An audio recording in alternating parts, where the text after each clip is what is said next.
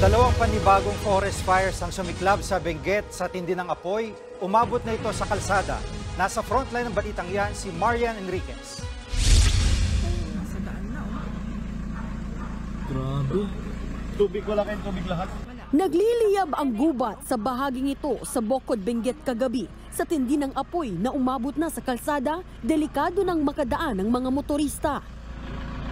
Mabilis na kumalat ang apoy kung saan nasa kabilang bahagi lang ng nasusunog na gubat ang mga pwesto ng tindahan. Hanggang sa mga oras na ito, patuloy pa rin ang pag-apula ng mga bumbero sa forest fire.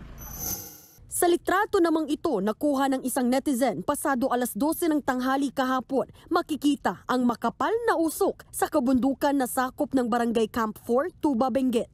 Sa kapal ng usok, pahirapan ang paglapit ng mga bumbero na nagdulot ng zero visibility. Hindi po natin siya ma-access sa sobrang tarik po noong kung saan po yung sunog. Baka madisgrasya po yung ating mga kasamahan. Dahil kita naman po na yung area is yung mountainous area na yun ay very ravinous. So we do not advise na lumapit, ma'am, na pumunta doon. Halos 20 ektarya na ng kabundukan ang apektado ng forest fire. Patuloy pa ring inaapula ang sunog. Sa unang quarter ng taong 2024, 10 kaso na ng forest fire ang naitala sa Tuba. Nagbabalita mula sa Frontline, Marian Enriquez, News 5. Mga kapatid, Jiggy Manikad po, iba na ang may alam at may pakialam sa panahon ngayon.